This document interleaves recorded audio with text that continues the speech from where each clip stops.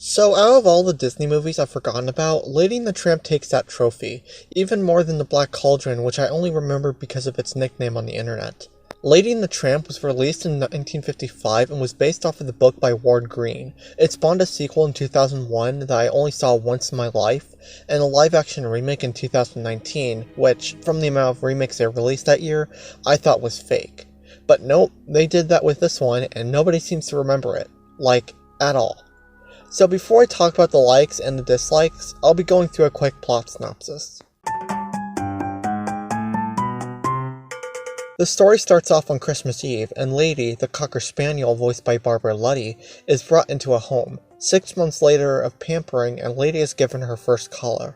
She goes off to show her friends, Jock, voiced by Bill Thompson, and Trusty, Bill Bowcom, who had lost his sense of smell a long time ago. Tramp, voiced by Larry Roberts, wanders into Lady's neighborhood and eavesdrops on their conversation about her owners having a baby. He warns Lady that when a baby comes in, the dog loses the attention, so Lady's life of luxury might come to an end. Months go by, and after the baby is born, the parents decide to run away, and leaving their dog-hating Aunt Sarah to watch over the place. Aunt Sarah is voiced by Verna Felton, who, if you've watched my reviews for a while, you know that she voiced a number of familiar Disney characters. After 2 cats named Cy and Am trash the place, Sarah puts a muzzle on Lady but ends up losing her. Yeah, accidentally. She then gets saved by Tramp from some feral dogs, and he takes her to the zoo so a beaver can chew off the muzzle, which ends up killing him.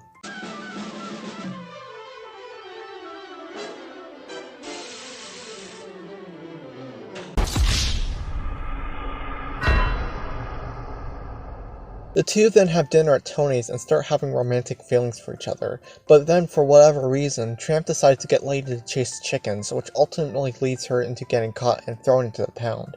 It's here that Lady learns that Tramp has slept with numerous other girls before her.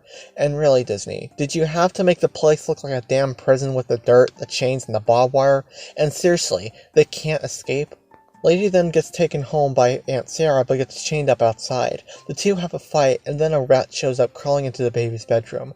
Tramp goes inside and saves the baby, but ends up getting caught and taken away. After hearing what had happened, Jock and Trusty chase after him and rescue him, which results in Trusty getting hurt. It's now Christmas, and Lady and Tramp now have puppies, and this editing could have been bad given the killing spree Disney was doing back then. The end. So let's talk about the movie. This movie sort of comes and goes upon rewatch, and I guess that's why I forgot about it all these years.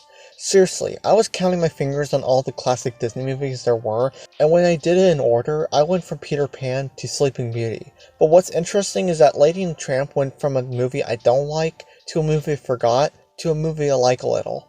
Huh, go figure.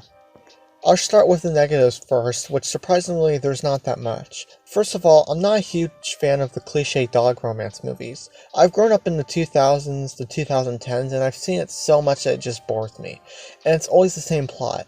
2 dogs of 2 different lifestyles or tribes if they're in the wild fall in love and go through a series of love shenanigans, and then they have puppies who will be in the 4 or 5 sequels following it. You see what I mean?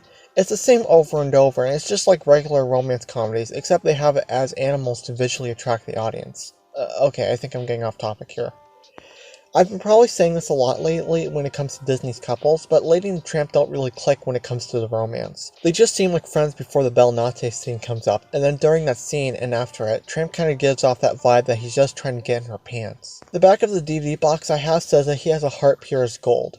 I don't see it. He seems more flirtatious than that, and it makes it worse when you find out he had, 7 other girlfriends? Male characters that fall under the description of heart pure as gold is Thomas O'Malley and Blue the Bear, both of whom prefer freedom like Tramp. And I watched the sequel first because of conveniences, and I actually like Tramp from the sequel than I do in this movie. I'll save my opinions regarding his sequel counterpart for another time, so to cut it short, Tramp isn't such a special character. My least favorite scene in this entire movie is that dog pound scene. Now, brushing aside the howling song, which was so loud and irritating, you guys probably know that I'm a huge animal lover, so you can imagine how I felt seeing a bunch of dogs crying and pouting. I know I'm not alone on this, but I can't stand seeing those sad-ass animal commercials. Like, come on, I'd be watching PewDiePie and then I get hit with this and it just ruins my day. What if I don't have the room or the money to take them in, or if I have allergies or something? So, pretty much, that's how I felt when I got to this scene. I'm somewhat enjoying the movie, and then Disney shows me a scene where a dog is being put down. What? Do you want anyone to enjoy this movie? I know it's realistic and shit, but it just kills the mood so much. So, yeah, I told you there wasn't much dislikes. However, each of them leaves a humongous dent in the rating, from one scene that's about 1/4 of the movie, to the second main protagonist not being too special. And I'm not going to touch the subject on the Siamese cats because of how controversial it is. First positive is that Lady is an alright character. I love the air of sweetness she has, and the animation on her is brilliant. I especially love the scenes between Christmas morning and when she got her collar. She's just so cute as a puppy. Jock and Trusty are my favorite characters and are one of the few perfect duos Disney has worked on, others being Timon and Pumbaa, Baloo and Bagheera, Flounder and Sebastian, etc. How Jock says "off with ya" repeatedly perfectly sounds like a little dog's bark, which makes me imagine of a real little dog saying that, and it actually fits well. The ending chase scene gave me chills, from Trusty using his sense of smell, which we thought he didn't have throughout the movie, to that echoing howl. I love it! My favorite part of the film has to be the baby montage. For what I can remember, we don't see any pregnancy-related stuff in Disney movies, and in here, we witness the process of Lady's owners preparing for the baby, hosting a baby shower, and of course, the arrival. And then it ends with Lalaaloo, and the couple reveals to Lady what they've been excited for. And then the songs. After all these years, except for Belle Notte, I've forgotten all the songs in this movie, which was the same case for Bambi. But these do get stuck in your head after a couple of watches. As always, I'll be ranking them from worst to best. In fifth and last place is He's a Tramp. The howling is irritating, I already explained that, and the lyrics is basically this dog crazing over a dog who slept with other women. Nope. In fourth place, Peace on Earth. The singer reminds me of the song When You Wish Upon a Star. It's a very quiet and peaceful introduction to a Christmas scene. In third place, the Siamese cat song. The middle is a little slow and plain, but it's a very contagious beat, and I like the scene with the piano. Second place, Belle Notte. I love how it goes from a simple song with 2 instruments to a wonderful chorus that carries the tune with no instruments at all. It's a great romance song for a cartoon. No wonder it's so popular. First place, Lalaaloo. Honestly, I'm not sure what I could say or add. It's just breathtakingly beautiful. The singer has a soft voice kinda sweet as honey. It's definitely an underrated gem that isn't talked too much. So that's my take on Lady and the Tramp. It's personally better than what I remember, and I can see why a lot of people adore this one. Its animation is lit, it's got a couple great characters, but unless I mention it in a future video, I don't think I'd remember this anytime soon. Who are we talking about?